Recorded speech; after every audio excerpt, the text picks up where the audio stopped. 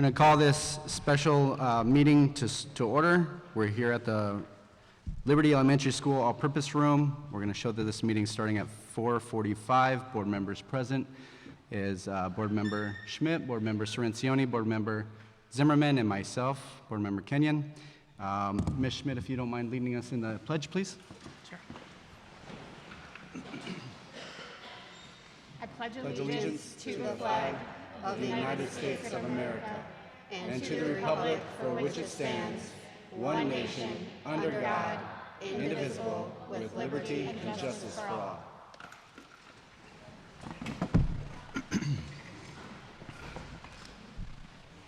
Thank you. We'll move to item 1.3, approval of election of board president. This is action and discussion. Would anybody like? Motion to approve Kelly Zimmerman as new board president beginning February 20th, 2025.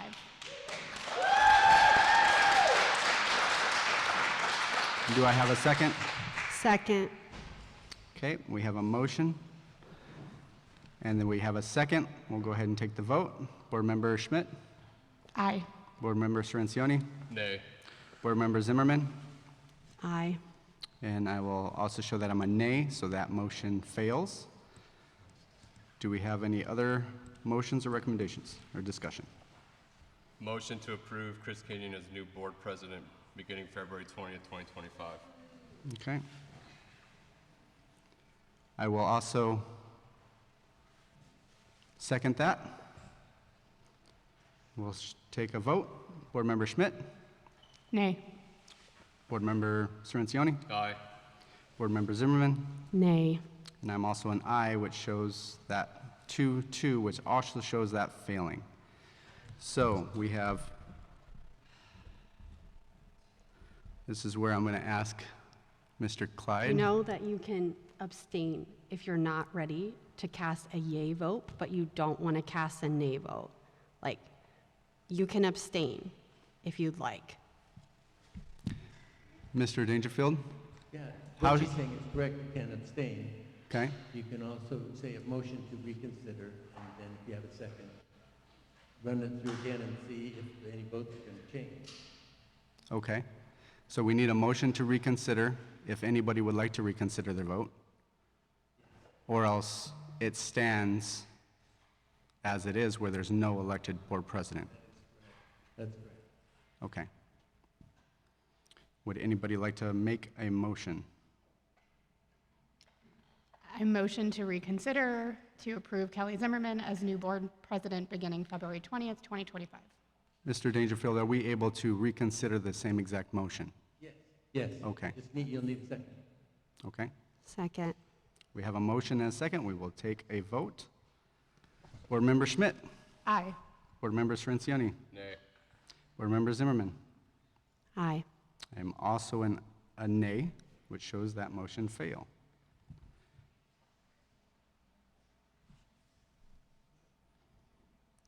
Do we have any, would we like to have any discussion? I would just like to make it clear that I have no issue with any member on this board being president or president of the board. The reason I haven't voted for Ms. Zimmerman yet, and I will say yet, is I don't feel that you would be able to have good control of the meeting right now. And that is, I'm be transparent with everybody, and that's the only reason I'm holding my vote back right now. Okay, but can you give me the opportunity to do it? Well, you haven't given me the opportunity. When have I not been prepared? When have I not been able to control myself? I have not lost my temper. I have not done anything. I have not shown you that I cannot be in control. Well, it's more like when we have the crowd gets dismissal, you give a nod of approval to what's going on instead of not encouraging the disruption. You don't know if you notice your body language, but you nod and you smile at what's going on, and that to me that feels like you're not selective. I'm just being honest with you. What's that? Oh. I think that you are making an assumption about, You're right. about me, and I don't think that I have shown that I have done anything that wouldn't warrant me being able to control the crowd and to speak the truth and to hold people accountable for what they are doing. And I'm just really, I'm just really surprised, I guess, that this is the way it's going, because Okay, this is not a public forum for general comments, so please keep your comments to a silent. I just feel like I have earned the right to at least try. I just don't think I have proven any other way. And I think you saying that I nod my body language, like, you don't even know what I'm nodding at. And to use that against me right now, I just think is unfortunate. Well, thank you, Ms. Zimmerman. I would like to Nothing, I'm listening, I hear you. Thank you. I would like to speak as well. I think I bring the most experience on this board. I've been on the board for 2 years. Out of everybody, that's quite a bit more than everybody else on the board. Not that I'm perfect. I will absolutely be the first one to say I'm not perfect, but in trying to keep order of a meeting and trying to make sure that everybody's opinions are heard and respected, even people who disagree with me, should be able to look at that and say, you know what? You know, he's able to make sure people are heard. Doesn't matter their opinion. And so I've seen a couple of questionable things, Ms. Zimmerman, that could get us in legal jeopardy in the past. I'm not going to state what they are right now, and we could talk about it later, but I just know that there's certain issues that I have, concerns that I have with, at the moment, you being board president. Okay, well, this board So- before me has 15 open meeting law violations. Okay. That is under you. So I don't think it has anything to do with. Mr. Dangerfield, is she allowed to discuss that? Which thing are you talking about? She's stating open meeting law violations against the previous board. That's not where we're discussing here. Well, we're talking about the election of the board We are. president, so it's pretty open for the discussion. All right, if you're Okay. going to keep talking, ma'am, we're going to have you leave. This is not public discussion. What we need now is if anybody is willing to do a motion to reconsider again. Can I just say one more thing before we do that, please? Is,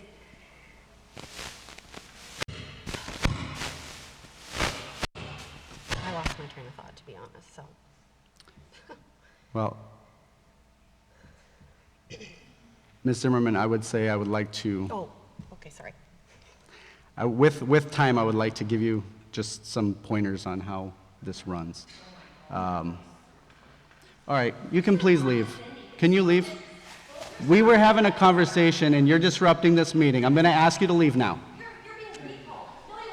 Can we, is there, Clyde, Dr., excuse me. We don't have a police officer with us today. We don't. However, that doesn't mean you're able to disrupt the meeting. Okay? So, this is a meeting up here. When we have a general meeting where you have opportunity to comment, you can comment. Thank you. So, go ahead. Okay, so one of my concerns is that all the agenda items that I have asked for don't make it to the agenda. And it's not up to the board president to decide which agenda items should be on the agenda that are being requested. So are you? It's not. But If don't you have- understand how this works, it is the president of the board who works with the superintendent to set the agenda. Okay, so I just want you to know that he's going to limit the agenda items.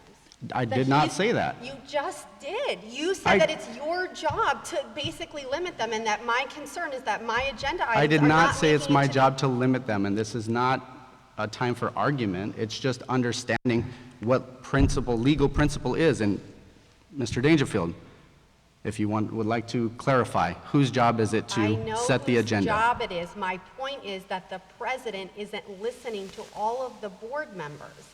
And if the board president is just supposed to set the agenda, then all of our items should carry equal weight. And my concern with Chris Kenyon being the board president is that he's not giving equal weight. How can you say that? I've never been board president. Well, you just said that basically that it's your job, and you didn't. I did not. I said it's the board president's job.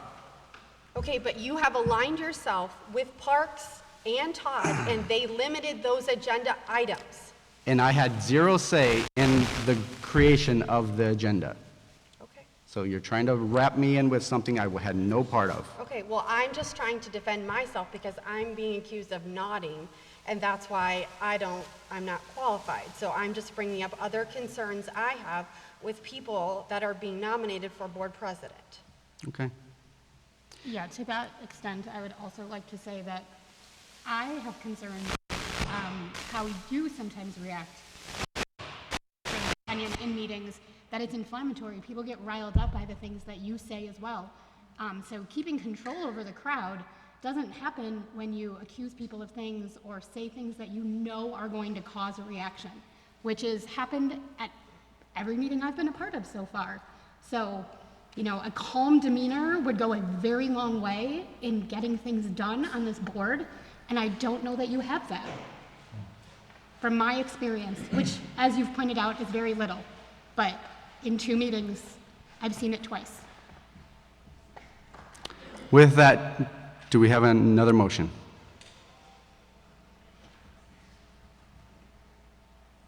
No other motion? Okay. I'll motion to reconsider again to approve Kelly Zimmerman as new board president beginning February 20th, 2025. Do I have a second? Second. Let's take a vote. Board Member Schmidt? Yay. Board Member Cirincione? Nay. Board Member Zimmerman?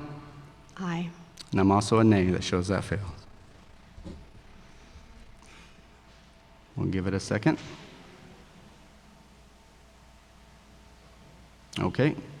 Any other motions?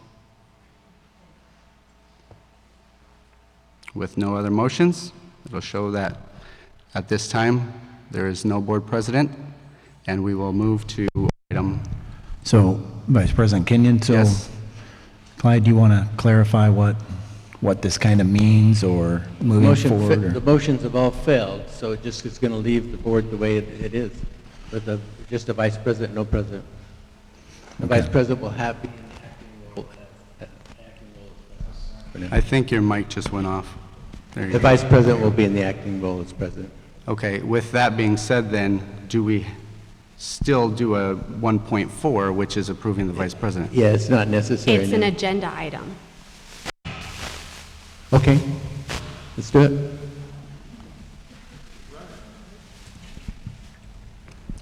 All right, 1.4, approval of election of board vice president. Motion to approve Kelly Zimmerman as new board vice president beginning February 20th, 2025.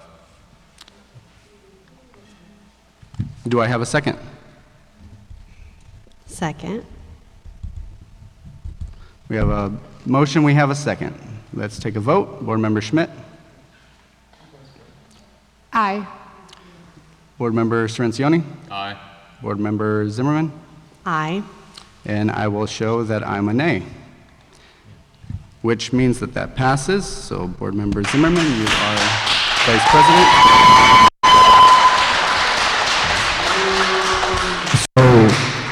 Sorry about that.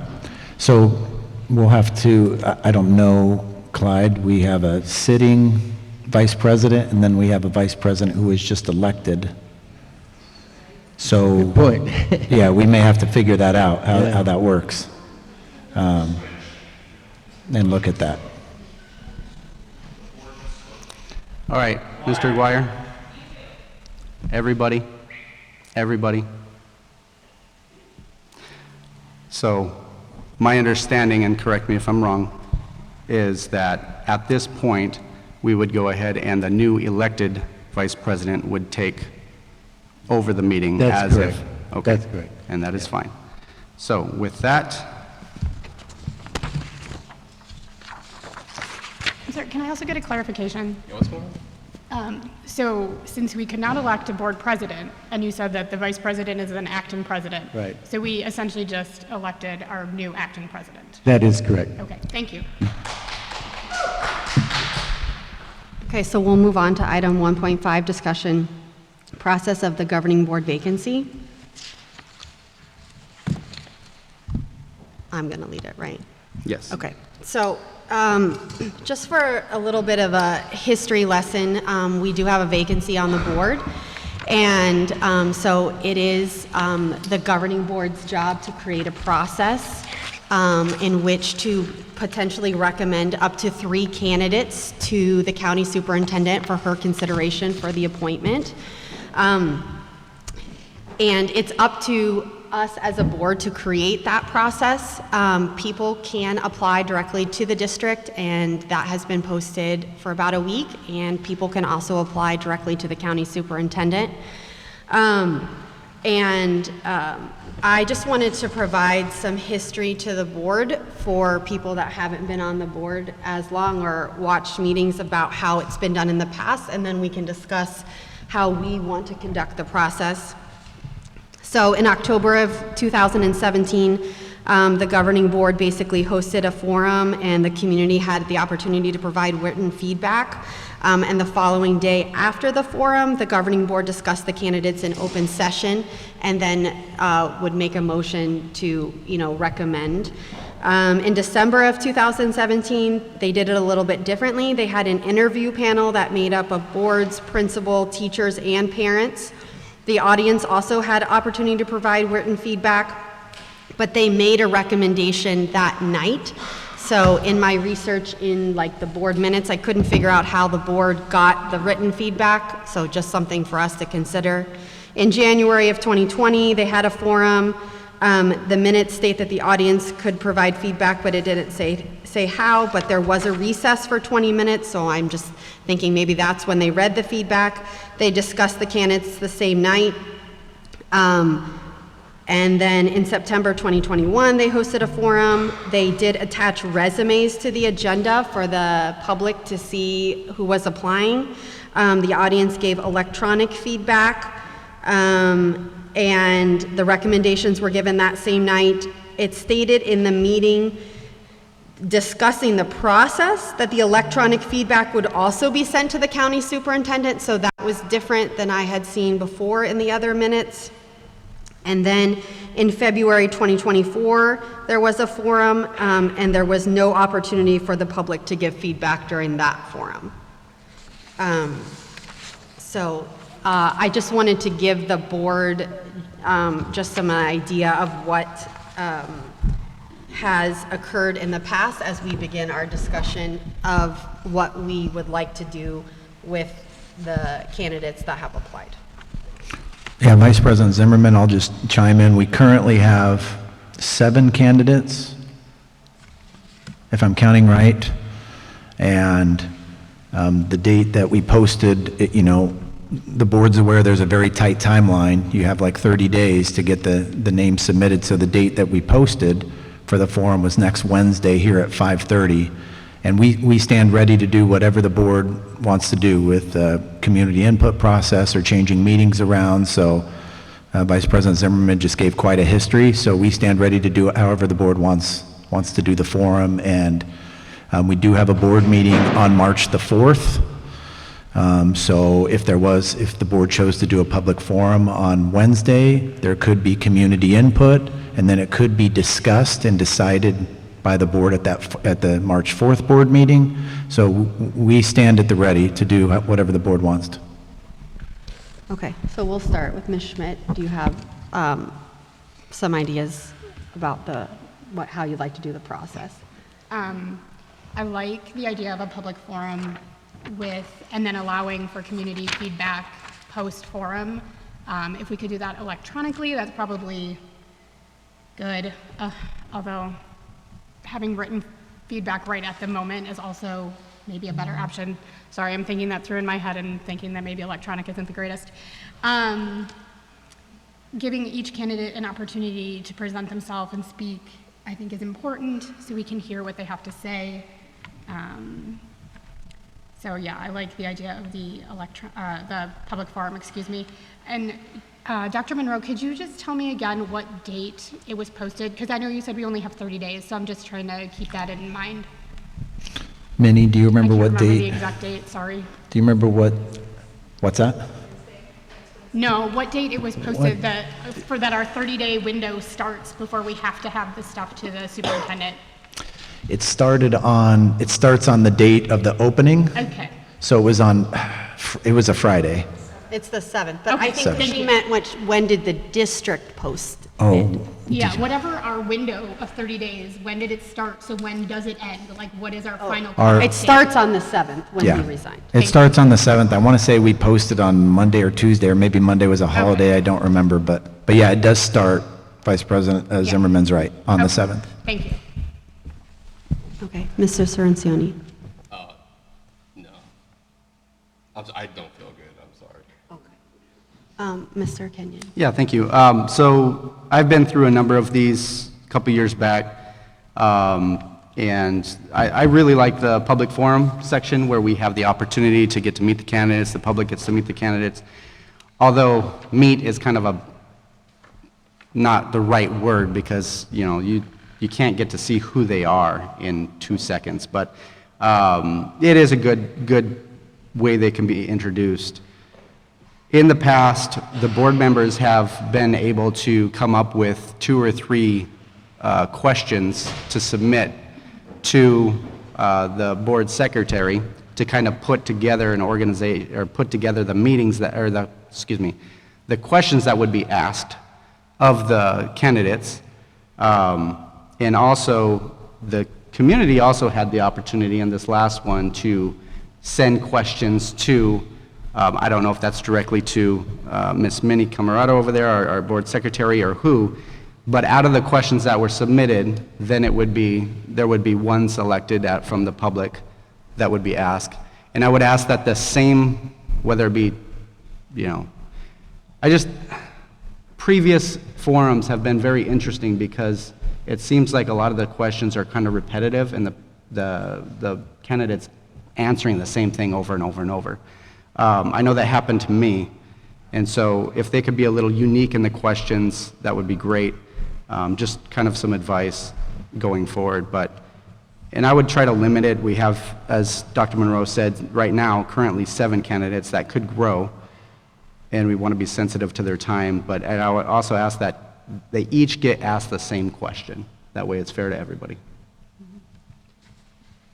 I agree. I think a public forum is good. I think a lot of people are very interested in the vacancy. I don't know that we've ever had 7 people apply for a vacancy.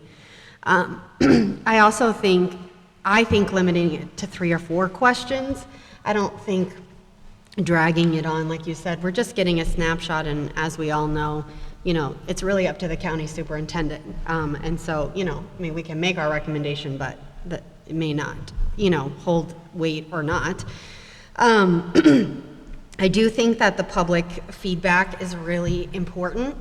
So I would prefer to not have a discussion that night and give people the opportunity to, I think we need to differentiate the people that attend in person, like they give us feedback and we know that they were here and we know that they were present, but if people want to watch, and have like a different one, because then we're not controlling who's filling it out as much to know, like, did they watch it or are they just making a decision? Sorry. Oh, no, go it's ahead. okay. No, go ahead. I'd rather have a discussion. I would just caution that because then, you know, some people may not be able to make, and then they watch it later. I like the idea of them having the Yeah. opportunity. I just don't like the idea of saying these ones were here versus these ones weren't. I think they all should be pulled together. My recommendation. I agree. I just am worried, are we just gonna have people that like don't live in the district and somebody sends them the link that says like, hey, fill this out. That's the only thing, that's why I'm cautioning it a little bit. But I agree, I'm okay with leaving it because I do wanna give people the opportunity to watch it afterwards. I just think it's important because ultimately, it is the stakeholders that should be electing us, and so that opportunity was removed from them, and so I want to give them as much of a voice as possible. So I think by just having the forum and then discussing it as a board later so that we have time to read the feedback, people have time to watch the meeting and give the feedback. So I'm fine just keeping it the same, you know, who's here and who's not here. Is that okay with everybody else? Yeah. So let me ask Vice President Zimmerman, so I've heard a few different things. So we can do the public forum here. I've heard 3 or 4 questions. And you guys can direct us, do you guys want to submit each a question? How do we want to do that? We can definitely arrange something electronic that just, the responses come to the board to make it nice and easy. That way, if the board does discuss on March 4th, the community has, 4 or 5 days to be able to watch it and submit their comments or their rankings or however. And then also, I would just want to know, if the candidates are up here, if they're sitting up here, does the board want to just have a public forum where the board's just kind of in the audience? Does the board want to ask the questions? The last time we had an opening, Dr. Sloat kind of moderated, so those details as well. But those are some of the things I'm hearing right now. 3 or 4 questions, maybe an opening statement. Okay, do we each want to respond to our thoughts about that? Ms. Schmidt? Yeah, so public forum, opening statement, 3 or 4 questions. I think having one person who's the moderator who asks the questions to everybody is probably the best way, with us just hanging back and listening. And the same questions, right? Yes, the same It's the questions same to all questions. individuals. And one, not one of us, somebody who's sort of not as in the moment can be the moderator. However we want to decide that. I think that's the most fair way to handle it. And even, puts everybody on an even playing field and nobody feels anything. So that would be my recommendation. Mr. Censoni? No, I agree with that. That makes most sense to me right now. Okay, Mr. Kenyon? Yep, I agree the same. I do like Dr. Sloat, putting him on the hot seat. I think every time I've seen him done moderation, he does a phenomenal job, so I appreciate him for that, and I would be open to having him moderate it. Yeah, I think Dr. Sloat would do a great job. I think an opening statement is nice, because I think that they can kind of prepare that in their head.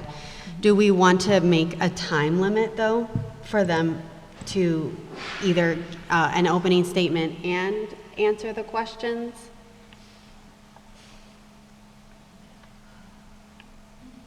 Or just the opening statement, give a time limit? I'm trying to remember how it was. I've been through this process a couple times, and I want to say there was a time limit. There was like basically a 1 or 2 minute, you have your 2 minutes to open. Then each question, you had a timeline to answer the question. A minute is actually a lot of time. It You is. know what I mean? Like when you say 2 minutes, it feels like an eternity. A minute might be ample where people don't have to feel rushed. But again, if all 7 people come to the forum or we have more applicants, it could turn into 8, 9, 10, because we still have time for people to submit their interest. Right. I would just could we do 2 minutes for the opening statement and then like a minute for the questions? I would be okay with that. Yeah, I'm okay with that. Do we want to write the questions right now? Or you don't want to do it in the, because otherwise we're not going to be able to discuss it outside of a meeting. Yeah, that's the question. Do, the candidates have the questions beforehand? Or do they not have the questions? Again, not that it's a gotcha or anything, or do you want to see them be more prepared? And again, we're only talking about 3 or 4 questions. Is the forum an agenda item, though? Can we still discuss it without it? Because unless it's an agenda item, we can discuss it, right? Because will it be an open, like a meeting, or would it be like a special, does the open forum count as a meeting? I mean, go ahead and comment, Clyde. I don't see where it would, especially if the board's not making any decisions. Right, this is not, it won't be a decision-making action item. Yeah, especially Vice President Zimmerman said they would discuss at the March 4th meeting, so it's almost like a public forum. I mean, Dr. Sloat could welcome everybody Right. and start the public forum, so at that point, I don't think there would be any open meeting law, because it's It'll just just sort be of a a public public forum. As long as the board members aren't speaking. That was Because my we will be, question, will be voting on this later. Yes, later you will, yeah. But we can't talk about the questions, too. We can right now. That's Right, what I'm, that's my point, but later Oh. we can't. Okay, because it'd be like an agenda item. yeah, like we can't email back and forth and, we can't have Minnie send us the questions and then have us all say yes or Correct. no, we can't do that. So we Right. either have to decide right now what the questions are between the four of us, or we have to designate somebody to do it. Yeah, in the past it was, I got an email right here from the last one. It just says, hello, this serves as a reminder, please submit your 2 questions to me, and this was to Minnie on the last one, that will be asked on the forum on the 28th. So we could do 2 questions, but then that's 8, unless we decide to see if some of them are repetitive, we can whittle it down, or else we just say each one of us come up with 1 question. That's 4 questions. That's still, I think, okay. Yeah, I just am worried, I guess, is, you know, if 2 of us ask basically the same question, how maybe we have 1 question that we really want, and then maybe like a backup question that's like, you know, if you and I send her basically the same question, then she uses one of our backup questions. I think that's why she asked for us to submit 2 last time, because there were some repetitive ones. Yeah. And I have some of my questions here from what that I submitted before. And then the duplicate ones basically got kind of whittled down. And Ms. Minnie, if you can correct me if I'm wrong. Vice President Zimmerman, board members, the last process was each board member submitted 2 to 3 questions, and then once the questions were gathered, then I forwarded them to you, all 4 of you, and then you picked the one that you wanted, and then I sent it back to you stating, these are the questions that will be asked. All candidates were asked the same question along with their opening statement. So however you see fit. I just want, Mr. Dangerfield, I just want to make sure that that is going to be okay. Yeah, I would say that submitting the questions, and then I would direct the administration to go ahead and whittle them down to eliminate the any repetitive nature of it, and then those questions then should be used. Okay, so we're not coming back then with one that we're picking. That's where I got a little bit concerned. I agree. That you Okay. would direct the administration to go ahead and whittle those questions down. Okay. Clyde, what I would not want is I will submit all the questions. I don't want to be the one to decide, Right. oh, this one sounds repetitive, this one doesn't. So I would feel better just forwarding all the questions as transparency. And my understanding, if I remember correctly, you did send those all the questions to each board member, but individually, not as a group. No, it's a BCC. Yep, so it's an individually, so there's no violation of open meeting law. And then the individual board member would pick out of the options and send it back to her. There's still no discussion between the board members. It was just, this is a list of the questions, pick one and send it back to me. That was it. There's no discussion. So that's where, correct me if I'm wrong, but I don't think that violates open meeting law. I could also recommend that the questions go, since Dr. Sloat will be our moderator, that they go to him instead of me and just leave, administration, myself out. And he and Dr. Sloat would probably better, That's a good suggestion. Yeah, they would just go directly to Dr. Sloat. That's a good suggestion. Or the other suggestion, I think, is that if we each come up with 1 or 2 questions and we agendacize it before the forum, that we have a meeting and we sit up here and we say, we want question number 2, like we go down the row and you say, I want question number 2. We're not saying what the question is at the moment. So, and then we know which each person picks, because we're still going to end up we could end up in the same position. If Minnie sends us all and all of us pick number 3 as our question, then she's still going to have to come back and say, oh, somebody else picked 3, and then I think it really opens us up for open meeting law. Yeah, so what you're suggesting would take another meeting. Well, just Or right do it at before the beginning? just right before the Of the forum. forum? Okay, that So would work. That would work too. We send all the questions to Minnie. We each come up with 2 questions. She compiles them right before before the forum. It's a meeting. We sit here and we go down the order and we say, Ms. Schmidt. She says, I'm going to pick number 2. And Mr. Cirencione says, I'm going to pick number 7. And I say, I'm going to pick 1. And then we hand those numbers to Dr. Sloat and he asks the questions. That would work, sure. Yeah, that would work. But I'm also comfortable with Dr. Sloat, like if we give him, our choices, I'm also comfortable with him picking them. I'm okay with that. I'm just suggesting another way for us to have the voice, if the board wants to really be able to choose the questions.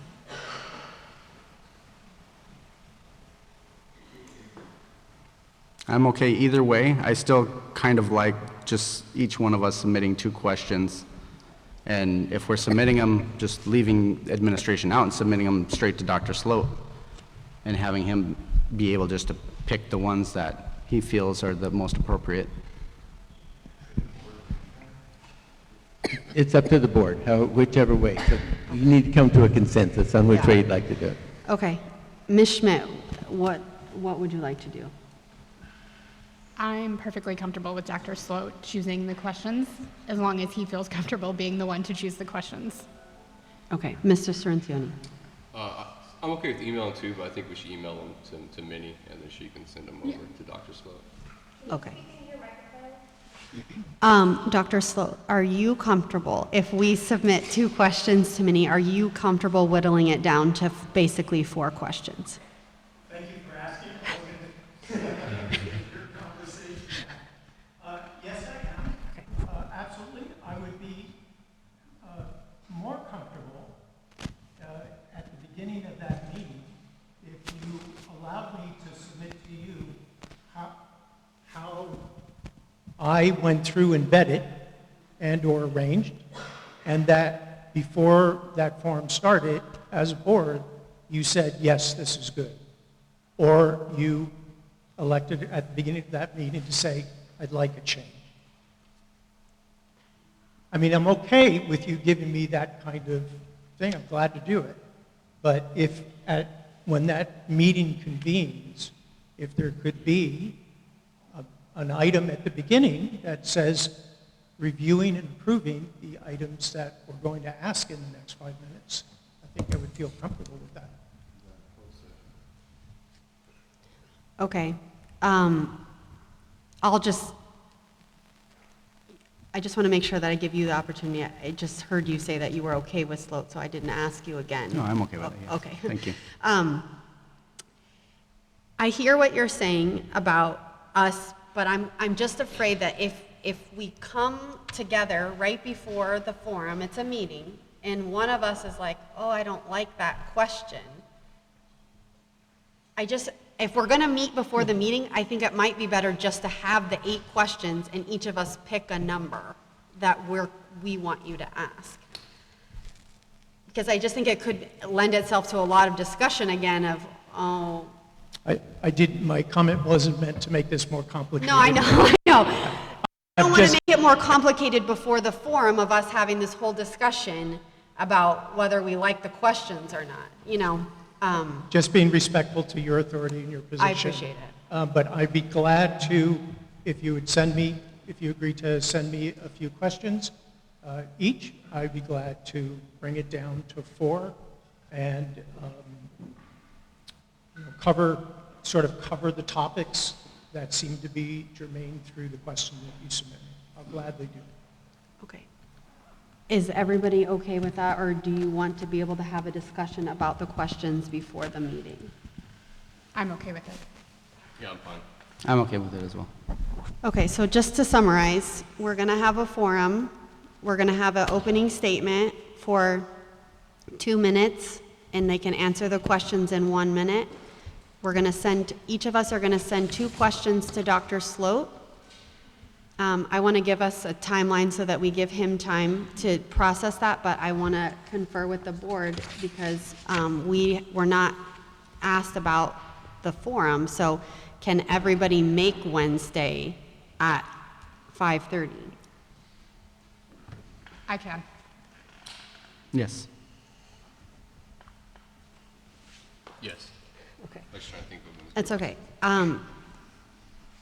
I can. I'm just wondering if, just thinking about the district, it's like the sports championships that night, and other people that are coming from work, if they're applying, like, would it be okay to do it at 6?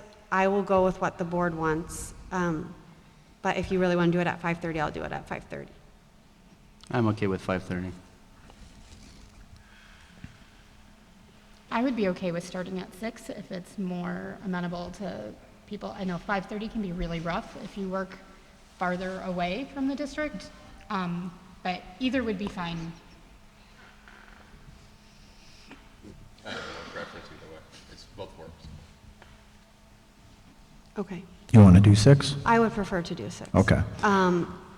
So, but we're going to do it on Wednesday, so can, Dr. Sloat, is 2 days appropriate for you? Like if we had them to like Sunday evening, so when you came in on Monday morning? That would be fine. Okay. Is that okay with the board? Yes. Did I And miss anything else? do you, or is your guys' preference to sit in the audience? Do you want it to be almost a board meeting like, or just have a public forum? Do you guys want to just sit in the audience and have Dr. Sloat lead the whole public forum? I mean, we can post it. We can obviously do that, but I'm, sorry. No, go ahead.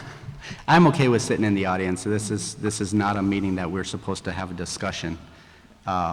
So I'm okay with being just a observer. I am too. Yep, same for me. and then we could, my idea would be to maybe, Dr. Sloat, we help create a QR code where people can scan with like Oh, yes, we need to talk about this. a Okay. read-only file to the board that doesn't go to administration or anything, but it goes to the board if that's what you want for input. And then if people watch it, we probably won't be able to live stream it because that's tough, but we'll post it, but they have 4 days to watch it.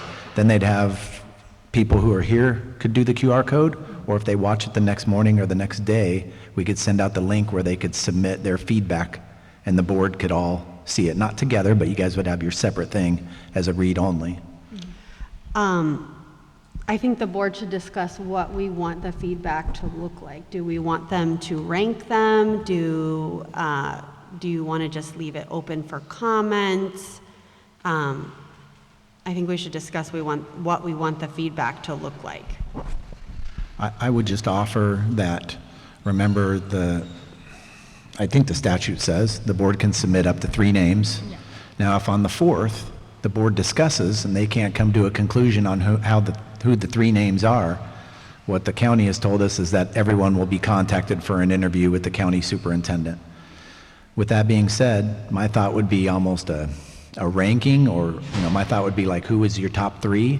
And then maybe a box at the bottom, just an open-ended box for comments. And then, so the board sees that and then can also see all the comments. Yeah, that was what I was going to say. I think we should have the combination of open comment and ranking. It's probably the most efficient way to get feedback. Just open comment would be difficult because you'll probably only get comments on a couple of the people. So if you do the ranking where they have to rank everyone, or the top 5 maybe, then at least we can have more placeholders there to move down the list. If it comes down to like, we can't agree on 3 and we're moving down. Mr. Sorrentioni? No, I like the ranking and the comment box. This allows, because if somebody has like a very strong concern with somebody, it allows them to voice the concern besides just making look like they're just last, but like they want to like really why they want them to be last. So I like that.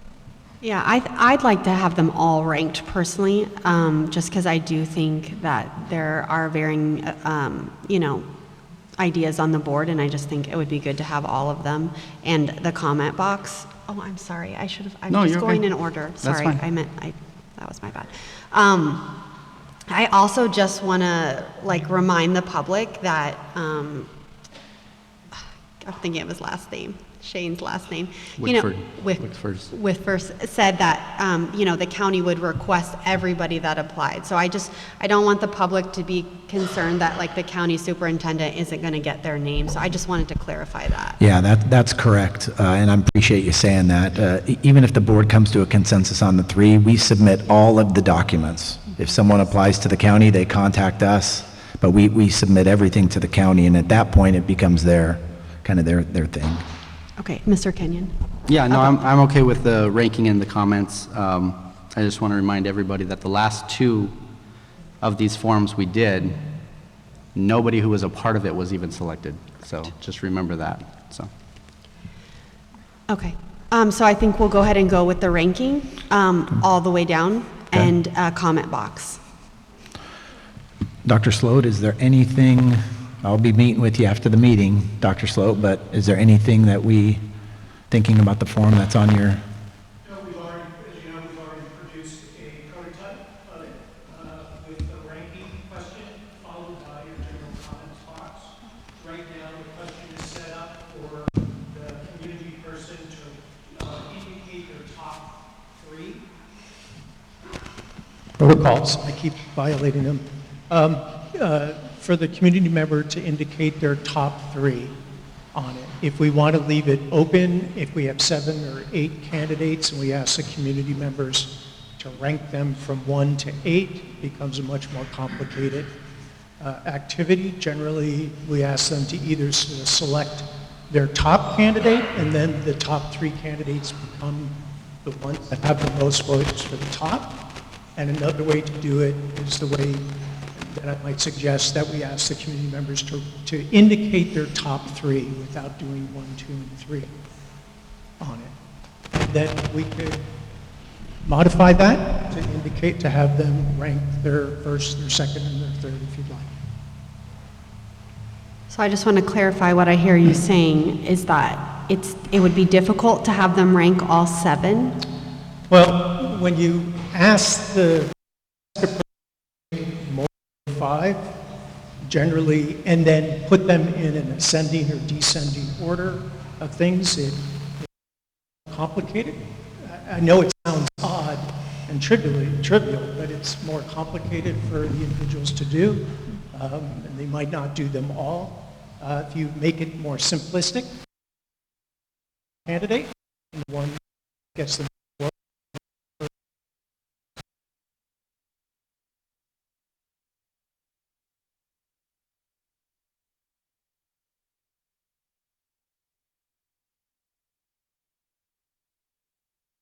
that opens up the survey form, those names will be in a different order at the beginning, and they'll go through and click, click, click for their top 3, so as not to have the order impact, which it does, actually.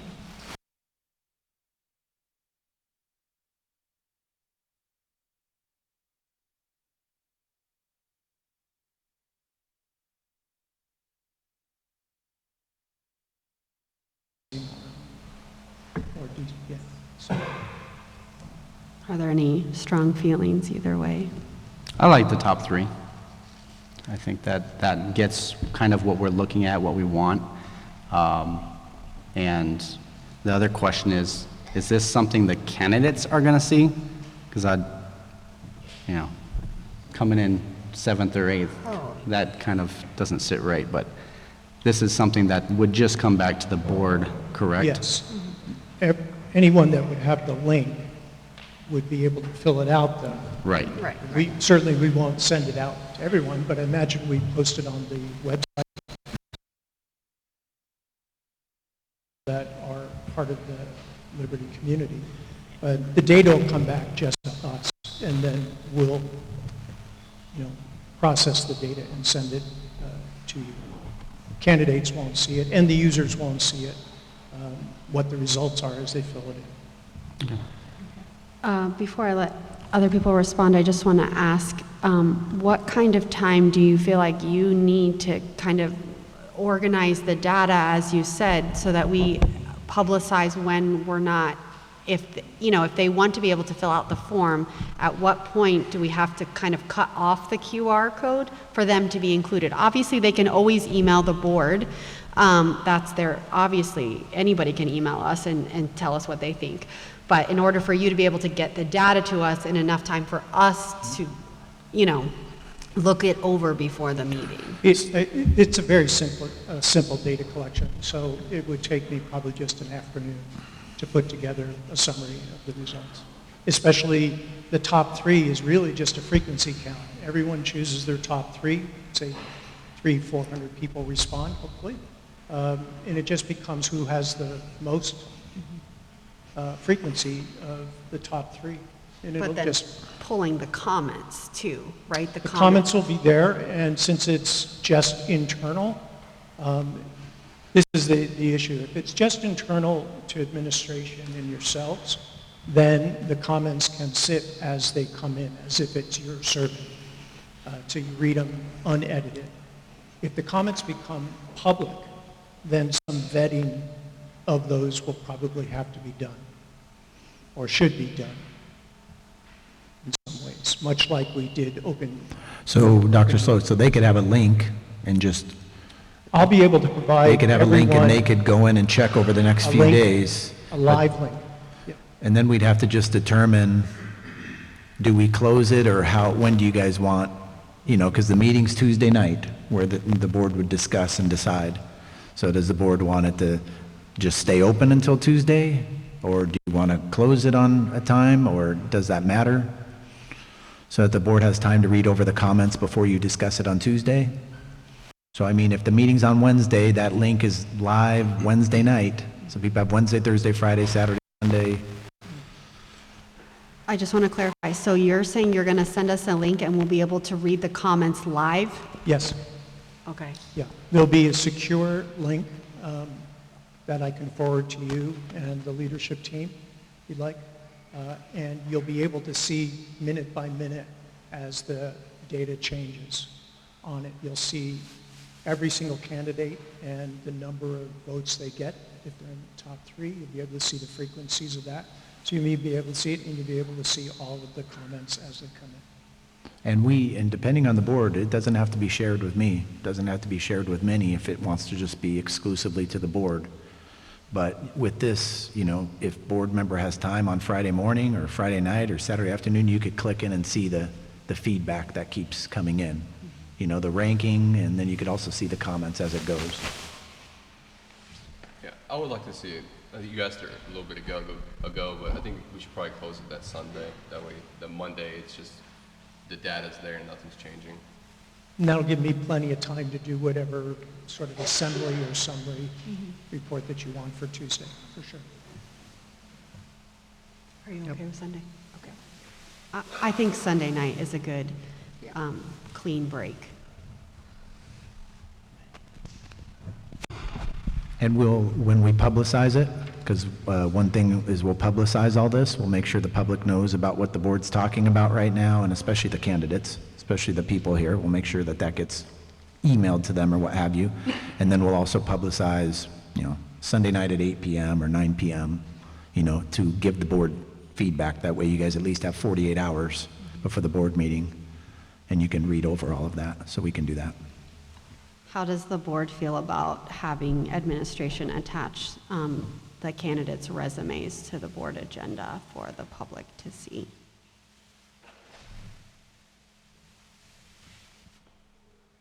I'm not sure how I feel about that for their privacy. Mr. Cicerone, since they are recording this, can you talk Yeah. into the microphone more? Try not to signal to everybody. I'm not sure how I feel about that as a candidate. I don't know if their resume should be out there for everybody to see, especially the ones that aren't selected. So I don't know if everybody needs to see that or not. This is my opinion. If they are made available, we could redact, obviously, or tell them not to put their address or their phone number or anything like that. We can certainly redact that if the board, or any private information, that they want to have out there. Ms. Schmidt? I would like to see the resumes, I think, but I would also ask that all private information be redacted at this point. If they become a board member, it kind of becomes public information, but until that time, I think keeping some semblance of privacy for them is probably the right thing to do. Mr. Kenyon? I'm okay with that. Okay. I think that the resumes, I think, if you want to redact their address and stuff, but, when you're running for a governing board position, I mean, your address is everywhere. I mean, people can find it, it's out there. So I feel like if you're willing to take on that position, then, I knew that would be, what would happen. So I just think, again, for transparency purposes, this should be the stakeholder voice, right? Like, ultimately, They normally elect the governing board, so I'm just trying to give the stakeholders as much voice in the process and as much knowledge as they can, just as if they were running, you know, they would present themselves, they would, you know, I assume present their resume and things like that, so. Are you okay if it's redacted? Oh, yeah. Okay, okay. Okay, I think we're good? Yeah, I think, unless Dr. Sloat, you're thinking of anything, I think we're good. Yeah, sure. I apologize. You're sending me the questions, giving me sort of freedom to call through them, and that, am I allowed to communicate directly from me back to each one of you directly if I have a question on the questions that you submit, or does that violate some type of, It should be. you're sending me the questions in an email directly to me, am I able to email you back directly if I have a question? My understanding would be yes. We just don't want the board communicating with each other. With each other? But if No. you had to reach out to Board Member Schmidt and say, hey, do you like how I worded this, or is this what you mean? Yes, exactly. I think that's probably fine.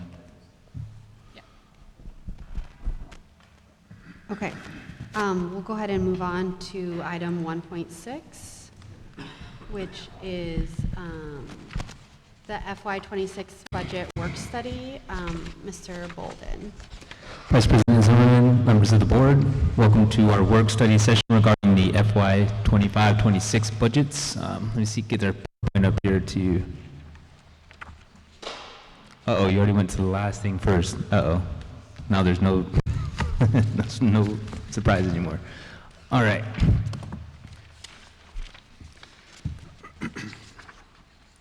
So to kind of figure out how we got to where we're at today, we had to do some research and watch a board meeting from January 9, 2023 regarding budgets. And that board meeting was sterling. It was super exciting to watch and just hear all the back and forth. And the board meeting is about 90 minutes long. But in the board meeting, they approved the FY24 budget interest form. And the motion exactly was to include line items 1 through 19, including any additional sped stipends, and going into the reserves of about $150,000. The superintendent at that time, Dr. Schuff, warned that we had carryover of $3.1 million. However, if ADM projections were off, that we will not be able to afford the increase of about 2 fiscal years. There was no total or estimated amount of expenditures that the board approved. They just simply approved those line items. So I did go ahead and get a separate spreadsheet and total those line items up, and it was about $2.5 million, give or take. And even then, some of those, so I sat with Crystal and we discussed some of those items, some of those raises that were given, even those budget estimates seemed a little bit low. So we think it's even higher than that is what it ended up being. So let's move on to the next slide.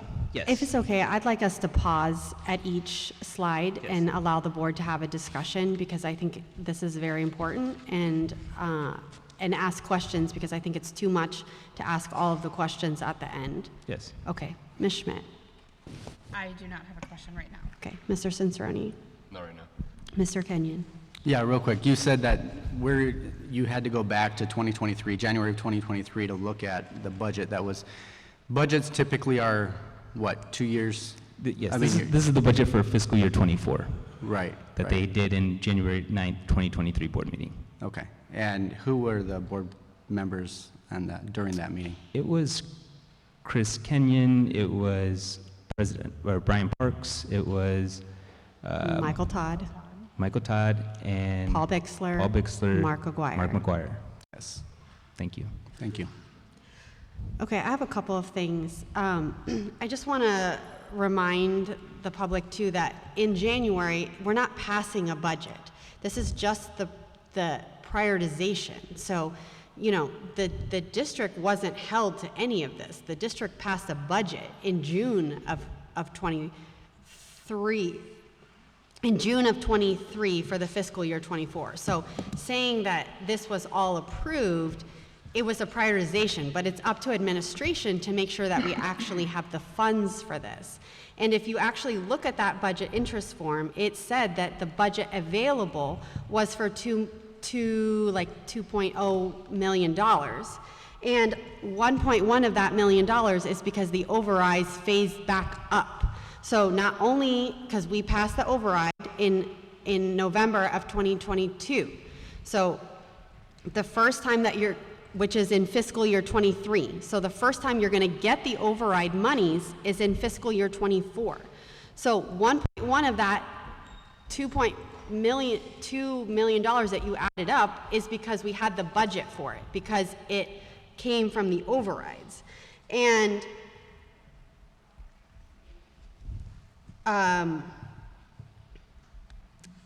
the other things that it came from, sorry, where did I write it down? Is the inflation. It tells you where she got, where the money came from. The inflation and the ADM, which was only projected to be 1.7, which was $405,000. So I just want us to be really clear here that that money was allotted for, and we did have the budget for it. Now, what happens after that is a different story, but again, the January meeting is just a prioritization. There was no budget approved. It's up to administration to make sure that we have the money for the priority items. Okay, we can move on.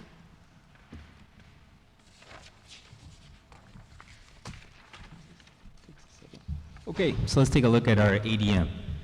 So essentially in fiscal year 22, you can see we increased our ADM by 14.64%, or 547 kiddos, and then in 2023 we increased by 3.13%, which was 134 kiddos, and our projections were in FY24 were 4868. However, it was flat. We actually didn't have any increase at all.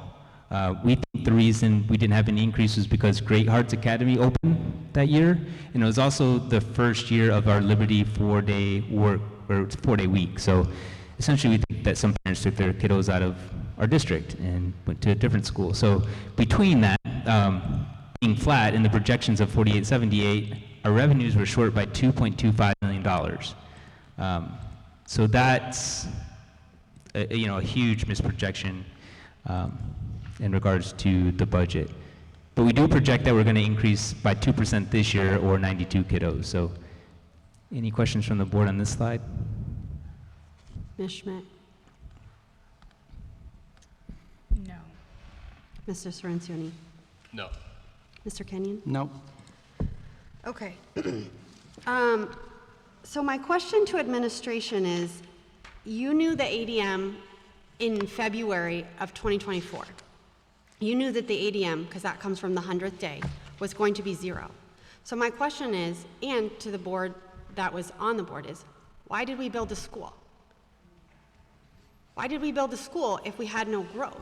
Because later on, we're going to talk about the reserves and all these things. And if we were really in these kind of straits, I'm not understanding why we built a school. And if you know that the ADM was 0, then in February 2024, the administration should be coming to the board and saying, whoa, this was a way miscalculation. We need to cut some funds right now. Like, there wasn't a budget revision until May, and it didn't look like, from what I looked at the budget revision, that any changes were made.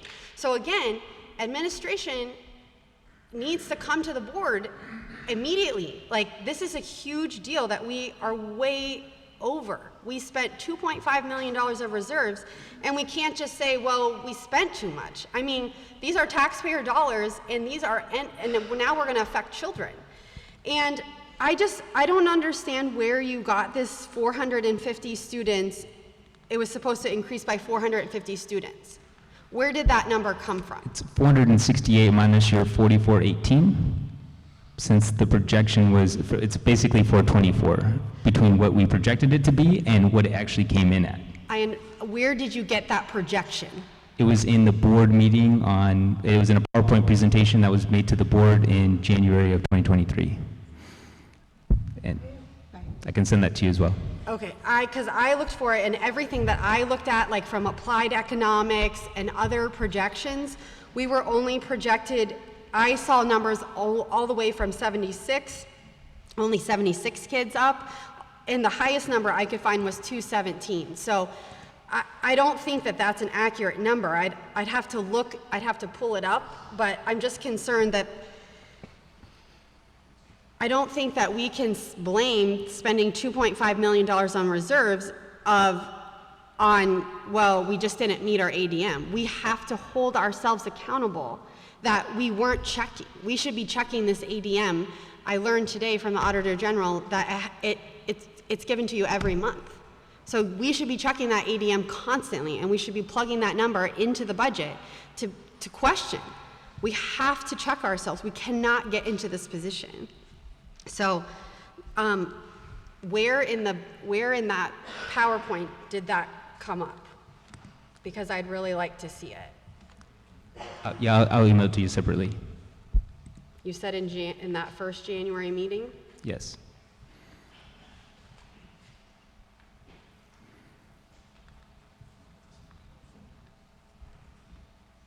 December 12th, 2023.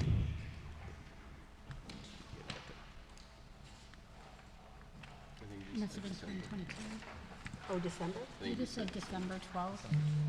Okay, yeah, so that's the meeting I was looking at, and I don't see anywhere that number, the difference between the school year 22-23 to 23-24, I don't see where that 450 is, because Yeah, it's 4868. it's what? 4868 is the projection. You said that was in the December or January? It was December 2023. Dr. Monroe printed it out. 2022. 2022. Okay, because I've looked at this a billion times today. So you looked at the demographic projections by applied economics? Is that where you pulled I that? was looking at the presentation. By applied economics or the district presentation? Because there are both that night.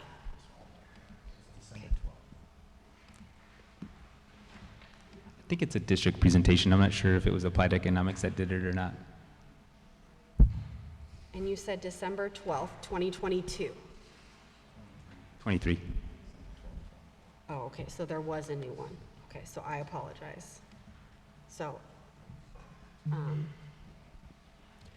I apologize, I could not find that in board docs today, that there was an updated applied economics. So I still want to look at it, but we can move on because I didn't prepare for that. Thank you.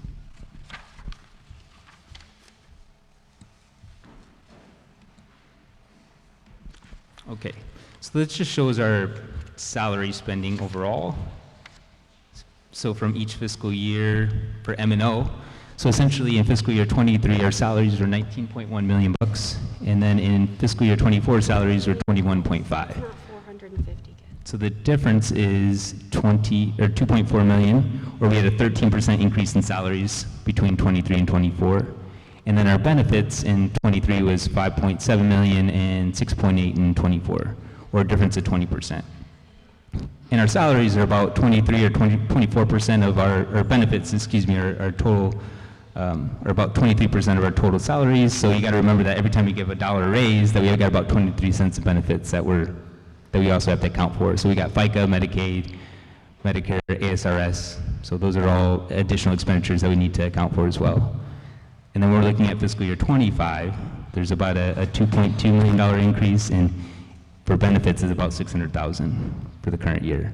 But these are all estimates for the current year because the year has not finished yet. Any questions from the board? Ms. Schmidt, Not right at the second. Mr. Sonsoni. No. Okay, Mr. Kenyon? Not yet. Okay, I apologize, but I need us to go back to the ADM. Okay. Okay, so I'm on page 7 of that presentation.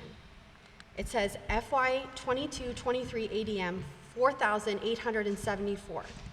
FY 23-24. Oh, that's the 40th day. Okay, it's a difference of 6 children. It was 4868. Is that what you have for FY 23-24 40th day ADM? 4868. 4868, but Yes. the ADM for 22, 23 Yes. is 4870. Which is also, I think that's incorrect. I think that's bad information. So when we're actually looking at our ADM, we had 4418 for 23 and 4418 for 24. It was flat. So when we're comparing 4868 to 4418, that's a difference of 450 students that we didn't get. Okay, but where are you pulling the 4418 from?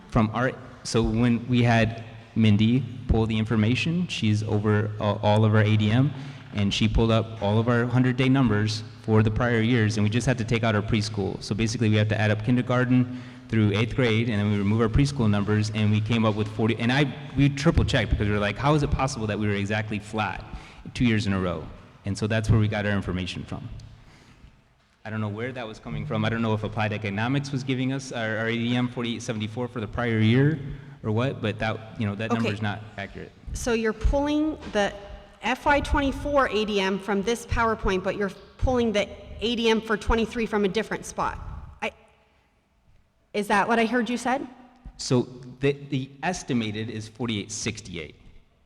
The numbers that we're pulling here are from the AG's office. This is, where we get all of our AD information from. So this is consistent. It's this number from Applied Economics that's inconsistent. So you're saying what's on the spreadsheet is wrong versus what the Attorney General, or the general. So I'm saying this is correct, but what was in this PowerPoint is incorrect. Okay, gotcha. This is incorrect. Okay, So what you pulling was the actual ADM numbers Yes. from our district. Exactly. Okay. okay, but where did you get that we were projected to grow 450 students? In this presentation right here. So when I take the, Are you seeing it? Because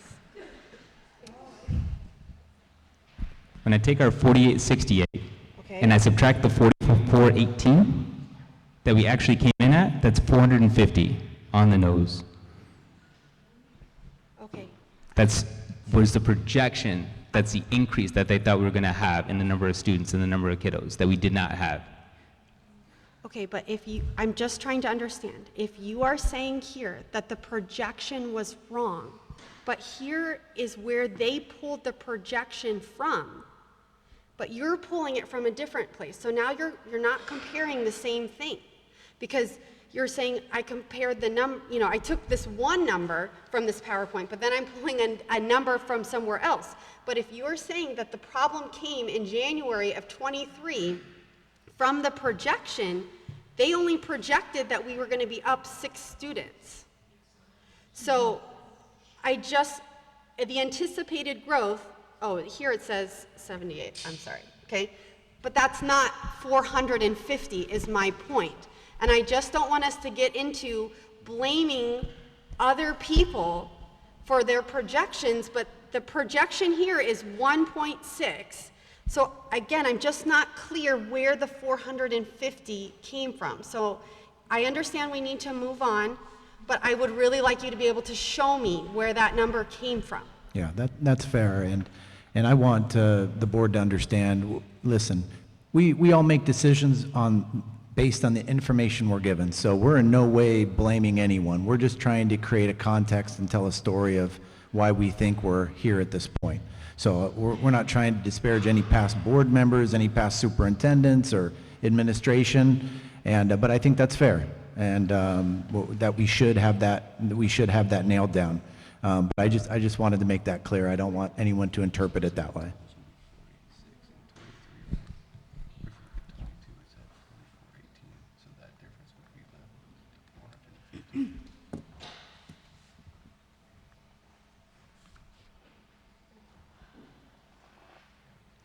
Needless to say, we need to move forward with accurate numbers, right? Yes. But the projection wasn't 450. Any other questions from the board? That's what my saying is that, Their projection should have been based off 400, 4,418. I know, I think it was 1.6. I think that's what they're saying. but they're saying that this is All right, can we move on, please? Yeah.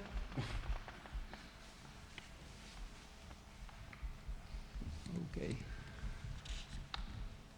So here's just kind of an AFR snippet of what our expenditures are for salaries for FY FY24 and FY25. So I just kind of took the spreadsheet that I had before, and I'm like, well, let's just look and see where our actual increases took place. And so we got a function code, 1,000, 2,100. So mainly our, majority of our expenditures are in instruction.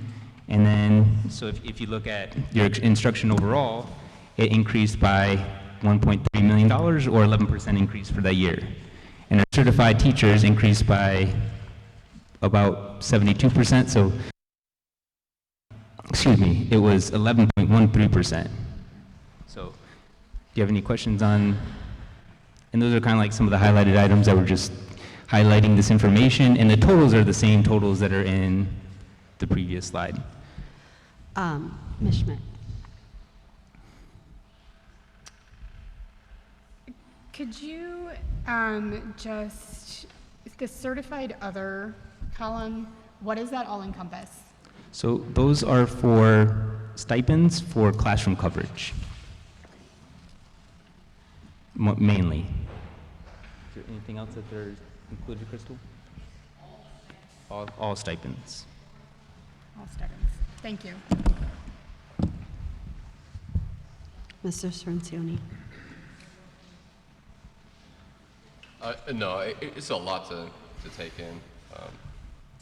But if I'm reading this right, like one of our biggest increases outside of our teachers would be our administration. Is that correct? Yes.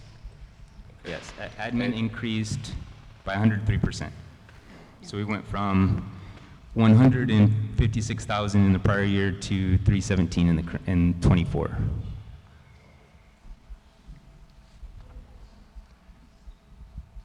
The only reason I bring that up is because hopefully when we get to the point, we're going to figure out how we got to fix this, right? Yes. And I think that's one of the first things we have to look at.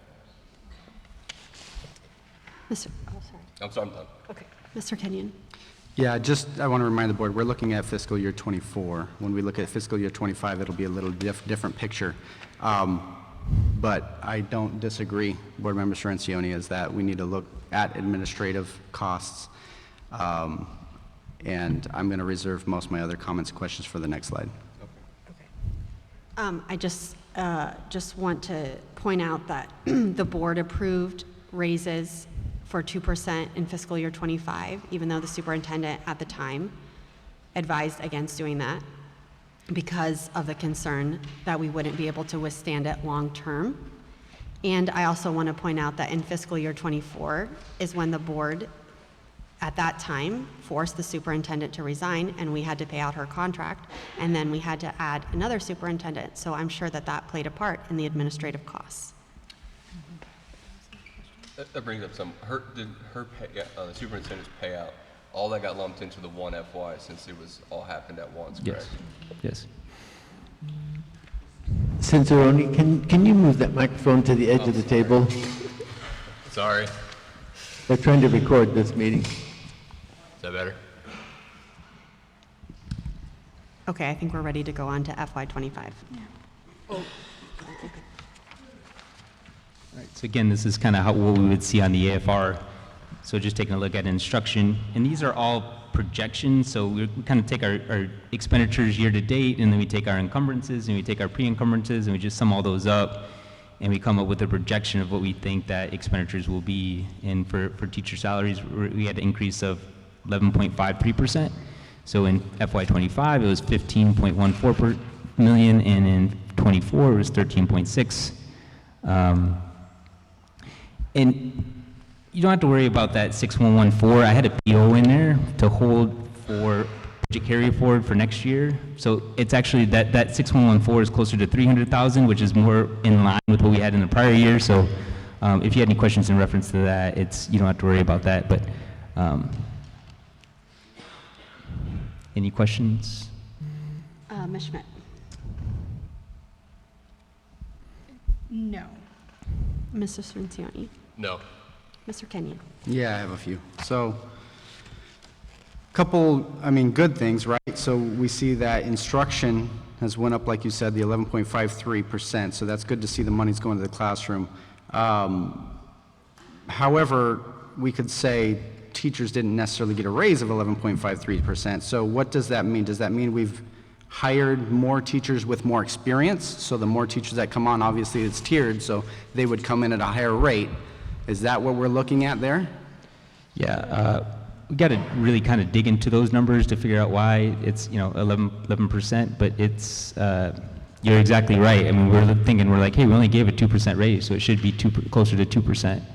And so some of those also, that's included in that 6114, so you got to remember that you got to reduce it by $1 million as well.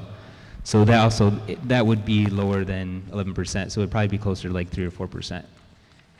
Okay, so yeah, there's less of the classified temp subs pool. So that would make more sense that the money going to certified teachers is going up. Also looking at maintenance of the plant, that's a pretty substantial number, or jump to 36.3%. Even the prior slide, it was pretty high at, looks like 26.76%. Is this, I'm assuming a lot of this was picking up the deferred maintenance that was, neglect of the buildings and HVAC systems and stuff, and I know Bob has been doing a great job, Mr. Young, excuse me, has been doing a great job with the maintenance of our campuses. But can you speak a little bit to that? Yes, sir, it's exactly it. Yeah, it's hiring Bob, and then we also brought our crew, our grounds crew in-house. And so we were using, who was the company, the grounds crew company? Yellowstone. We were using Yellowstone, so we got rid of Yellowstone and we brought all of our grounds crew in-house. So that's why you see that increase in those expenditures there. Okay. It's M&O though, it's salaries, it's not paying for, because you said HVAC and stuff. Right, Oh, okay. right, the maintenance, the maintenance. The It's- people. Yeah, the maintenance of the plant. So, yeah, we brought staff Yes. in-house, do that. That's gonna be an increase there.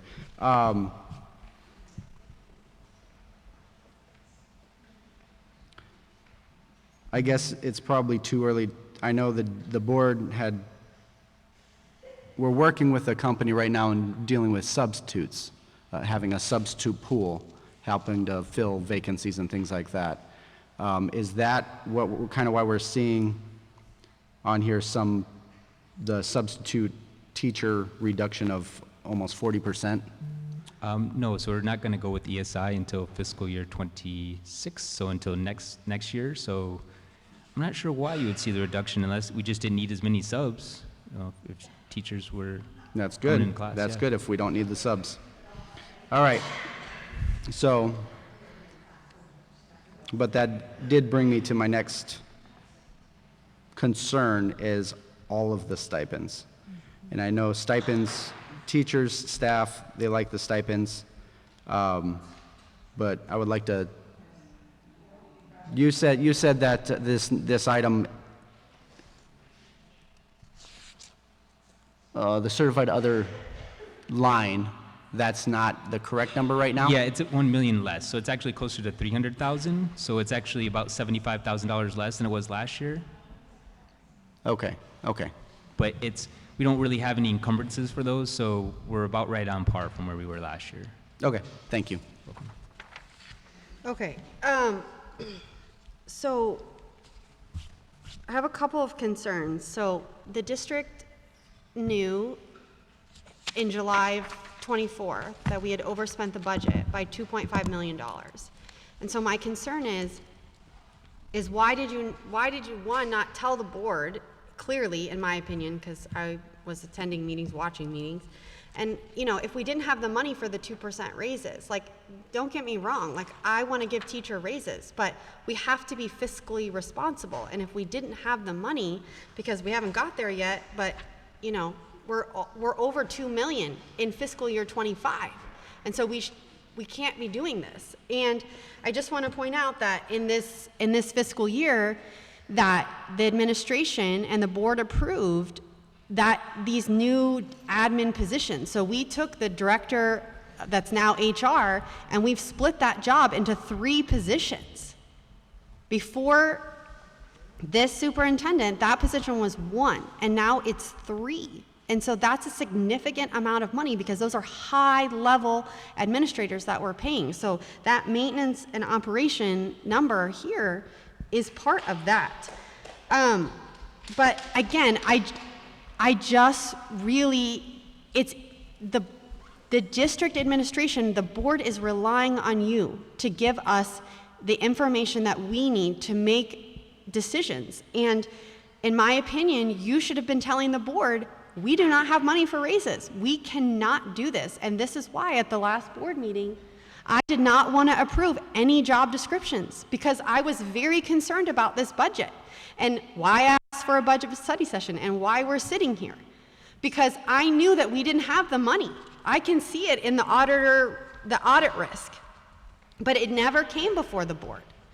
And so, my concern is, we're already 6-7 months into fiscal year 25. Like, we need to right now look, where can we cut immediately?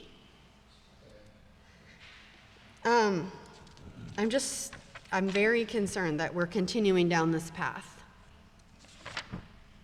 Okay, we can go to the next slide.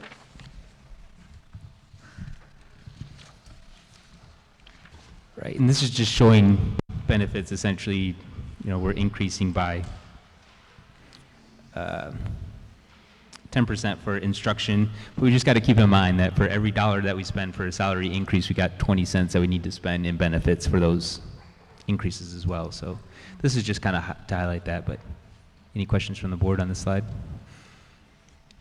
Any questions? No. Okay, no questions. All right, so reserves. So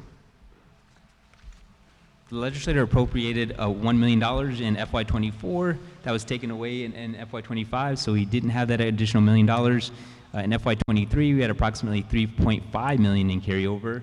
In 24, we had about $1 million in carryover, and that's due to salary increases and overestimated ADM projections. So essentially, if the governor wouldn't have gave us that $1 million one-time funding in FY24, our carryover in FY24 would have been $0. I don't know if that math makes sense or not, but. Ms. Schmidt. No, I got this. Okay. Any No questions on the right slide? now. Okay. Mr. Cincioni. No questions, just that was very alarming to Yeah. read that. Mr. Kenyon. Nope. Okay, I have a couple things. So last month, when there was a sick out, the district administration said that in an email from our communications director that was sent to the media, that we used that $10.5 million, or 10.5, woo, Kelly, 2.5 on the building of the school and salaries, but that was incorrect. Correct? Correct. Yes. Okay, so why are we putting out incorrect information to the public? He did not he didn't make sure that he ran that by me before he put it out there, but I mean, it was an accident, it was an oversight. Our apologies on that. Okay. I think that it needs to be redacted. Like, you need to put out a statement, in my opinion, because these are our taxpayers, and we gave them incorrect information because we haven't even paid for the school. Like, there is no money, bond money, that was spent in fiscal year 24 for Loretta Zumbro except for the land. Is that correct? That's correct. Okay, so I would really encourage the board to go back and look at the presentation made in September of 24 about the capital money, where we did not spend any money on Loretta. And so my concern is that we overspent and we didn't even build the school. And now we're in fiscal year 25 and we still have to build the school. So, so my question is how do we have enough bond dollars to finish building Loretta Zumbro? Or Yes. do we have to use district money? We have enough bond dollars to finish building Loretta Zumbro. Yes. Okay. And again, hold on. when the ADM came back we still have to be looking at the ADM because you should have known in February of 24 that it wasn't going to come back in your favor. And that's my concern, is that we still went forward and built the school, we still approved raises, and I don't mean we because I wasn't on the board, but that the district kind of allowed the board, that you didn't provide the board with enough information for them to say. Because again, I have spent hours looking over this budget, looking through board docs, talking to different people, talking to the Auditor General to make sure that I'm prepared because I'm not confident in the information I'm being given right now. And so not everybody has the opportunity to do that. And I'm not blaming anybody up here. These people all work full-time jobs.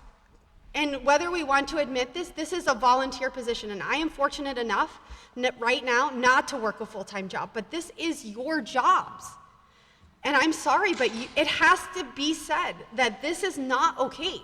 How we got here is not okay. And I know we have to fix it. I know we have to move on. But you have to be transparent with the public. And I really think that, this whole well, that's what we paid for Loretta. We haven't even paid for Loretta yet. It's not in fiscal year 24. Can I make a comment? Yeah, of course.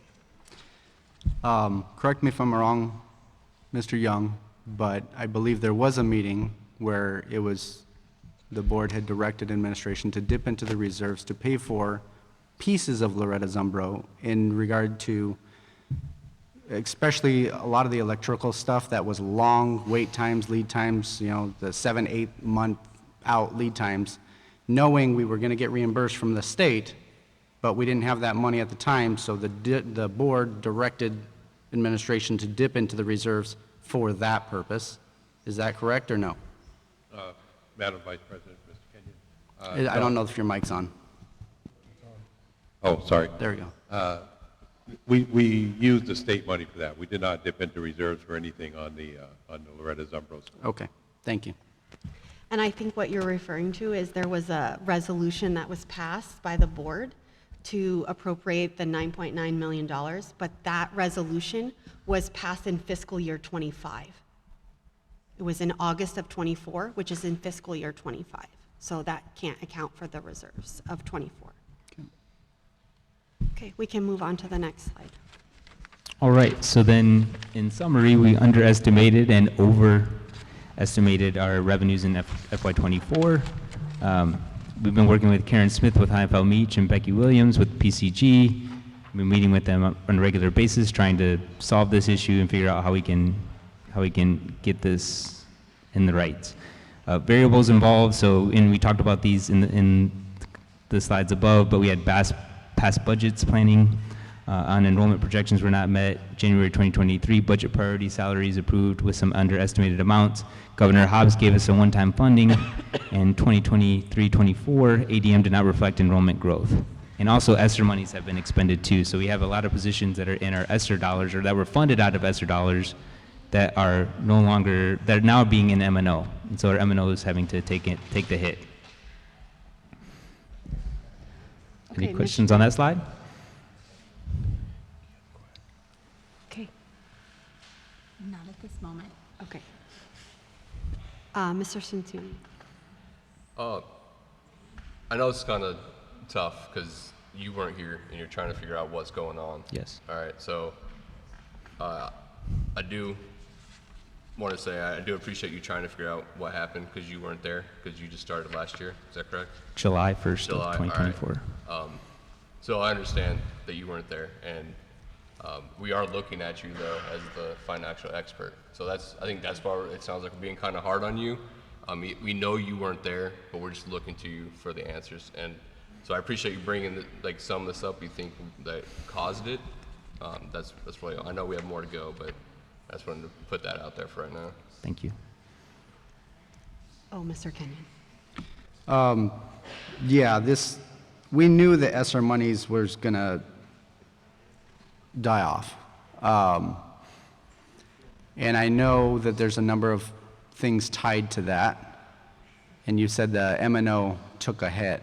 because we basically are using M&O to cover those. I just can't hear you clearly because there's discussion going on in the audience. Okay. Can we just try to keep it? It's hard because we're in a big room. Thank you. So my question was, well, statement/question, is because the ESSER funds, we knew those were going to go away, and we moved M&O monies to cover that Yes. for the time being.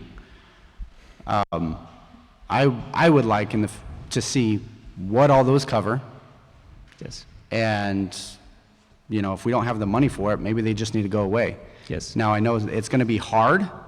I've had people ask me about summer school. Summer school was paid for ESSER money. I love the summer school idea. I've went and toured when it was happening, and it's a great thing. I don't want that to go away, but if we don't have money for it, we don't have money for it. Now, if administration can get creative, you know, and find a way we can make that happen, that would be great. But yeah, looking at these numbers, we got to look at some really tough decisions, and you know, we got to be careful. My concern is I don't want to pull money out of the classroom that hurts the kids. So just being very creative on how we can get this down, get this handled.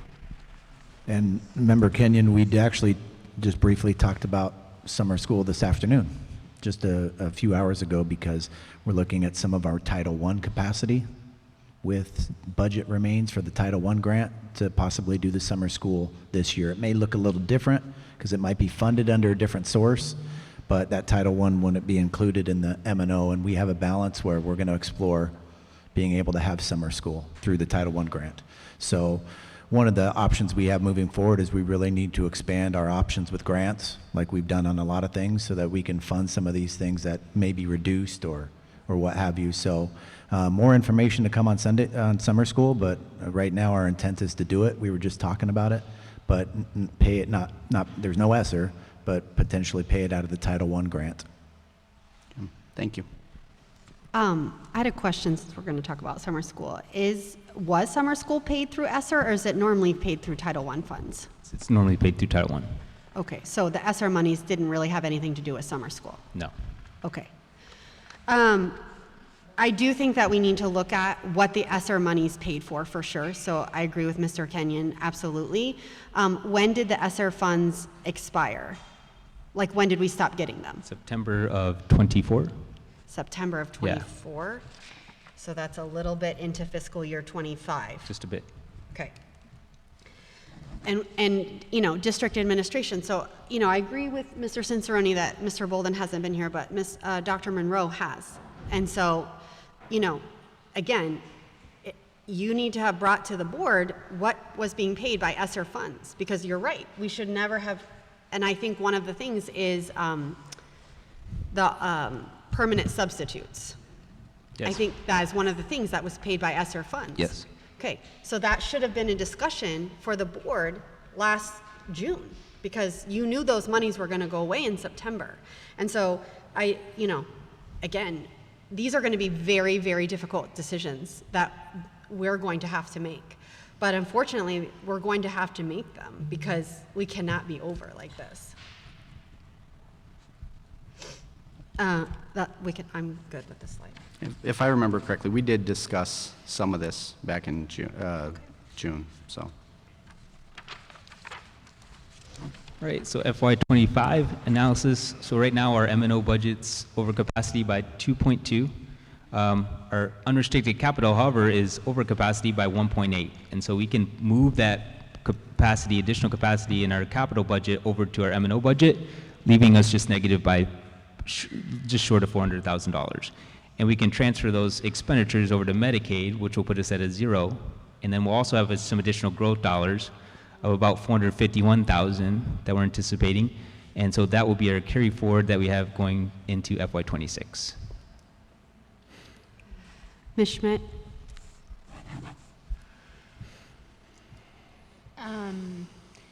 The growth money is coming from, Additional students, additional kiddos. okay, thanks. Mr. Cincioni? Oh, sorry. Yeah. I do have a question.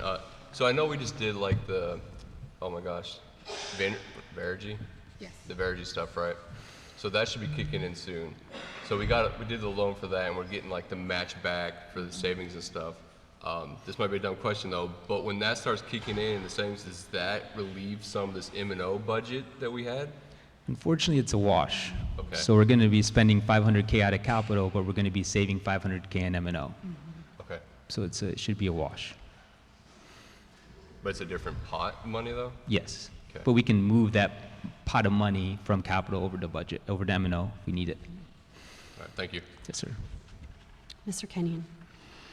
Yeah, looking at the growth money, talking about, additional students, I think that was understanding the demographics and how Buckeye and Goodyear is exploding in growth still. There's building everywhere. That was the main idea behind building Loretta Zumbro, was to help with the growth, relieve the pressure from Blue Horizons that's at max capacity right now. And so being able to service more families, more kids, will ultimately help us with this money. The more students we have here, obviously, that just makes sense. So I don't know if, stopping the building, obviously you said we have bond dollars to help finish this phase of Loretta Zumbro. Getting that open and going, hopefully we'll see a nice increase flux of students. I know that there's a number of developments happening and still going to be happening in the area. So, again, nobody knows who's going to move into those houses, but we have an idea, right? So that's it. That's my comment. Okay. So when you say we're currently, in the negative, so you're projected for FY25, we're overspent by $2 million. Can that number go up because we have not finished fiscal year 25? It really shouldn't. We have all of our expenditures, so that's our year-to-date transactions. We got our encumbrances included in there, so that's any POs that are open, any salaries that are still haven't been paid yet. So all of those are encumbered in that negative 2.2 million. And then also any pre-encumbrances. So that's any open, like requisitions that haven't gone through the process yet, or even any positions that have not been filled that are vacant. Okay, so my question is when we adopted the budget in June of 24 for the 25 fiscal year, was the budget balanced, or did we overspend and go over what the board approved as the budget? So we will be doing a revision actually as soon as possible to make sure that the legislature knows where we're at. But essentially, we will be able to move some of that budget capacity from M&O to capital. And so it's not, from capital to M&O to help that negative. So it's not going to be as bad as it looks right now. It looks like it's a negative 2 million, but it's not really negative 2. It's really closer to negative 384. And as soon as we move those expenditures from our... Okay, hold on one sec. As soon as we move those expenditures from M&O into Medicaid, then we're good. Okay, but my question is when the board approved the budget in June of 24, was the budget balanced? Meaning we weren't going to be in the negative and need to be in reserves? Yes, the budget was balanced. So the district has overspent what the board approved by $2 million? Yes. Okay. So, okay, hold on. I'll ask, I'm gonna get there. I feel like I have to state that obviously there needs to be some checks and balances, right? Because the district administration should be following the board's budget. That is our policy. We pass the budget. And so if you're going to be spending more than the budget, it needs to come back before the board. And it will.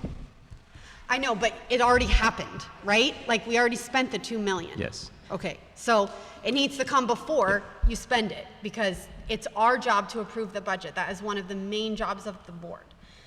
My concern is that this unrestricted capital budget that you're just going to move, what is that going to leave that capital budget at? Zero. Zero. So now we're robbing Peter to pay Paul. And We've got a bond. There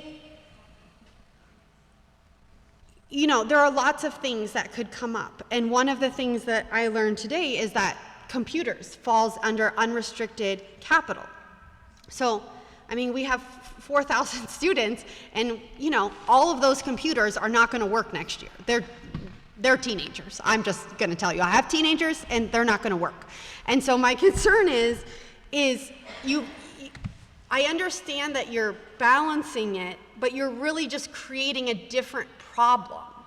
And so I personally think that the district needs to look at the M&O budget and think right now, what can we do immediately tomorrow to reduce some of this? Because obviously we have to do something. We can't be in the negative. We don't even have the reserves to cover this if we don't move the unrestricted capital. But I don't want to set us up for a different problem where we don't have capital for things that we need. What if an air conditioner goes out tomorrow? The FSB already told us there's no grants the rest of the year. So we can't go to FSB if an air conditioner breaks tomorrow. We'd have to pay for it.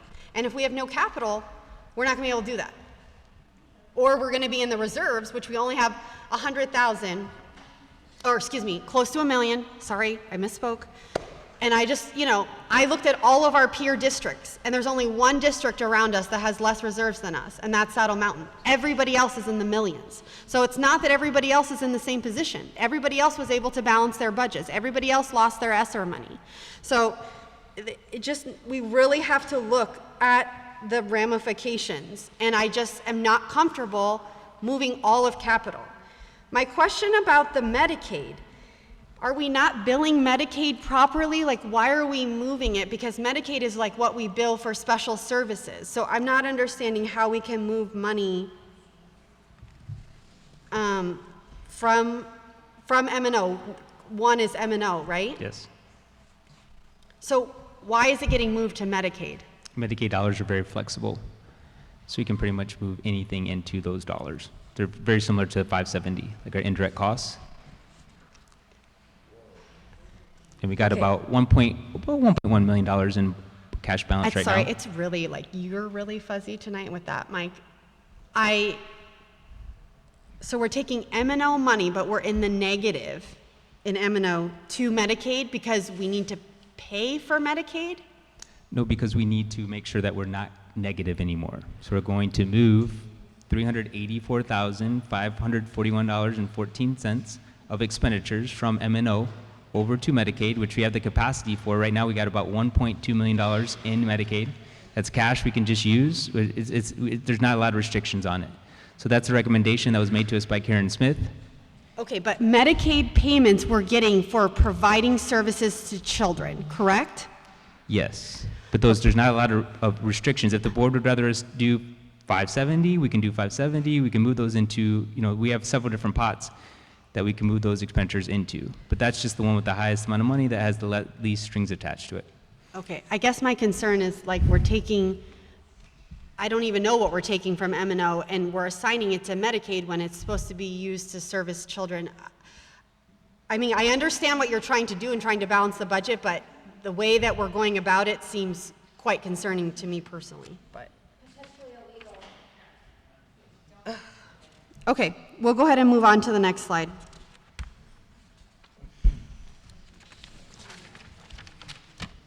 Okay, so this is FY26. So right now, our revenues, or our estimated revenues, so those are in blue, are going to be 36.35. So that's our prior year budget with an increase of 2% in inflation and a $500,000 increase for growth. Our estimated expenditures in FY26 are 39.584, and that's with the 5% increase for any fixed costs that we have, leaving us over budget at 3.2 million. And unfortunately, in fiscal year 26, we don't have any capital because we have lease payments to make out of our capital now of about $1 million for Bear G and our bus lease payment. So we don't really have that budget capacity to borrow like we did for this year. And so now we're out all the way at 3.5 million. Okay. Ms. Schmidt. And this is with 0 salary increases for everyone in the district? That's correct. Coming out of M&O anyway. Mr. Cincinnati. Just taking it in. Mr. Kenyon. No, thank you, Mr. Bolden, for helping trying to figure out solving the problem, or at least balancing this. But I agree with Ms. Zimmerman. I think we need to really look at the M&O budget and fix the overall solution, or fix the overall problem. And that is the M&O part of it, right? Yes. And so we really need to get there. But no, looking at this, obviously, this is foreshadowing of a bigger problem if we don't take care of it right now, so. Yes. Sorry. Yeah. I do have a question. Of course. Sorry. For the fiscal year 26 budget, when it says, 0 raises or increase in expenditures, are the teachers that we will need and all the staff for Zumbro included in these numbers already? Yes, we do have a $500,000 accounted for the staff, and then there's also $500,000 in growth, assuming that we open Zumbro. Otherwise, if we don't open Zumbro, then we would reduce the budget by $500K for the additional salaries, and we would also reduce our revenues by $500K for the additional students, the additional ADM that we think we're going to get. So it's basically a wash. Projected, hopefully. Yes. Okay. Obviously, when I pulled this slide up last night, I was a little bit shocked, to be honest. In January of 2022, the board and the district had to cut $850,000 because we had to phase down the override because we weren't able to pass it before it phased down. And let me tell you how difficult it was to cut $850,000 and to think that we are going to have to cut $3.6 million. I don't even know how it's frankly possible. Obviously, we have to figure it out, but I'm gonna say to our board that I think we really need to consider not opening Zumbro, because you are talking about opening a school with 300 students, you're paying for a principal, you're paying for an office staff, you're paying for a custodian, you're paying for specials, you're paying for a reading interventionist. We're gonna have 2 schools that are at 300 kids, because the preschool isn't included. They are not benefiting from any of those things that I just listed. And because what we can't do that we did in 2022 is raise class sizes, because that was approved by the override. That was approved by these voters. And if we have ever any chance of passing an override in this district again, we have to honor our word to the taxpayers. And that is very much part of the override, is class size that were approved by the board in November of 23. No, November of 22, right after it passed. And we really have to look at staffing because we have grown. And so we can't have classes over the number, because we have several classes this year that basically have started over the max, over the target +4. And so we still have to hire some teachers, because we cannot have kindergarten sitting at 30 kids. That is a complete disservice to these kindergartners that have happened all year long. So we really are going to count on the district to bring to us really hard decisions, but also you really have to think, can we open Loretta? Is it fiscally responsible of us to open a school with 300 children when Liberty's already at 300 children?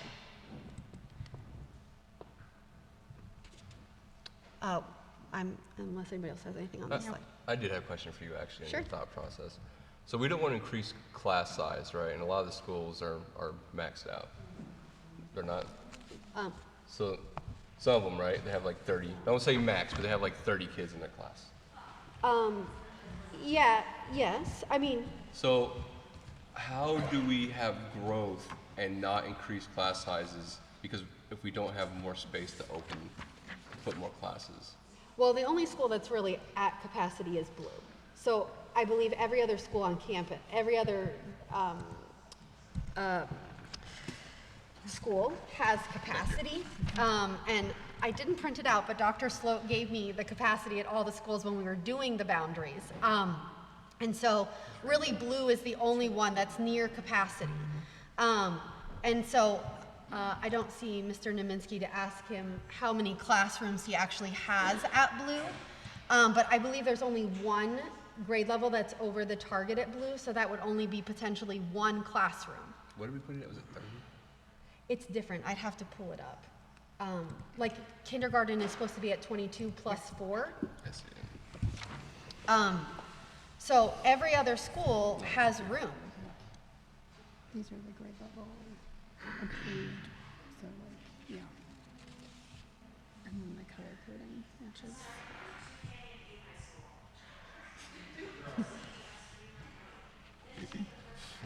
Sorry.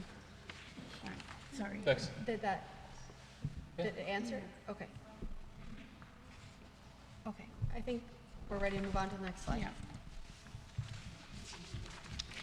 All right, so next steps. So we're going to revise the budget ASAP so the board knows where we stand with our spending. We're going to consider reductions so the board can move forward, maybe even form a committee so they can tell us what they think their recommendations are in regards to reducing the budget. We're going to continue to promote new enrollment, so we obviously, if we're able to get additional students and additional ADM, that will help with all of these issues that we're having. And then we want to analyze classroom site fund potential. So we do have some classroom site fund dollars, which we can actually give teachers increases through those monies. And so we do have some additional capacity, budget capacity there. And so, you know, this is just looking at the M&O budget. We wouldn't be able, you know, couldn't give increases from M&O, but we could classroom site funds. So we want to discuss that as well. Consider possible voter approved bond. So basically, if we pass a bond, that's going to help us big time in regards to our capital. Like we can move some of those expenditures from capital and then move some of our budget capacity from capital over to M&O. And then if we get an override, that's going to help us as well if we were able to increase that from 10 to 15%. And then next week, Monday, is 100th day of school, so that's when we'll know our actual 100-day ADM numbers, and then we can go ahead and complete our budget revision.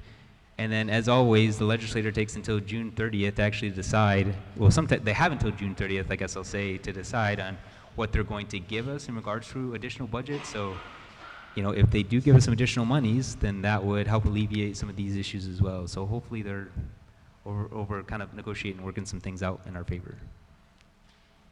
But any questions on this slide? Ms. Schmidt. A couple comments. Considering reductions, I mean, I think there's no way around reductions if we're being honest, right? Like, we just need to put that out there. There are going to have to be reductions made, which is always the worst thing to have to do, but it's going to have to do. We need to make sure those reductions are not impacting the students. We need to look outside of the classrooms for those reductions. And then just to comment on possible voter-approved bonds, I mean, I've lived in this area long enough to know that you should not rely on that to happen. It is not something that is really supported, unfortunately, but that's the reality of it. So thinking that that's going to come and save us at some point is probably should be sort of taken off the table, and just that's extra if it happens. Yes, thanks for the feedback, Board Member Schmidt. And even earlier today, Dr. Monroe was saying, you know, when we're looking at cuts, we got to make sure that we're not touching the classroom. We're like the circle is our classroom, and that's where we don't want to touch, and then it's everything outside of these additional circles. The farther we get away from the kiddos, those are where we want to concentrate on making our cuts. Mr. Sensorni. I'm glad to hear that. I think that's something, I think the board doesn't agree on a lot, but I think that's something we all agree on, is that we got to focus outside of the classroom first, and hopefully only to figure out these cuts. But we're in a tough situation, so we're going to be looking at you to help us get out of this situation. So hope you're ready and appreciate it. Yes, sir. Thank you. Mr. Kenyon. No, I agree. I agree. It's a tough, sticky situation we're in, but hard decisions have to be made. And, you know, as much as we don't want to touch classrooms, we also need to make sure everything is on the table. I'm the last person who wants to even move anything away from a kid's education. But looking at these numbers, I want to see options for just about everything. Yes, sir. Yeah, I agree with what my other board members have said. You know, I don't want it to touch the kids. And, you know, I think it's really unfortunate that the administration brought like that director of student services to the board at the last meeting, because really we probably shouldn't have hired that person. And I'm not sure if we can get out of that contract, because that's one of those positions that we broke off. And so I think, you know, we cannot be adding anything. There cannot, and, you know, we may have to cut things, unfortunately, like programs and different things that we service kids in other ways. So, yeah, I want to see the different options. I don't think we can rely on a budget committee. I think we need district administration. I think the district administration needs to come up with viable options to make the cuts, and then allow the budget committee to look at those options and help us hear from the stakeholders about what they feel like you know, we could cut from. But I don't think it's fair to ask our teachers and our parents and administrators to cut $3.6 million. They're not going to feel comfortable doing that. We need you guys to come up with the main ideas and then bring it to a budget committee, in my opinion.